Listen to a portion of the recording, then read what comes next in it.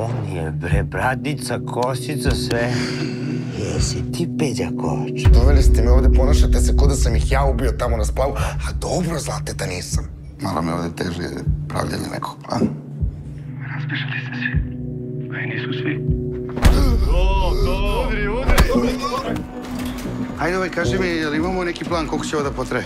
Zar je važno koliko? Dogovaramo sve usput. Ima u budu nekih pičaka koje su zabranjene, koje Peđa ne sme da dira.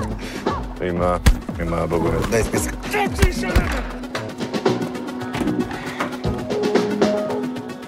Ti si sladak kad se tako zvuniš. Šta misliš, koliko vrijediš, Peđa?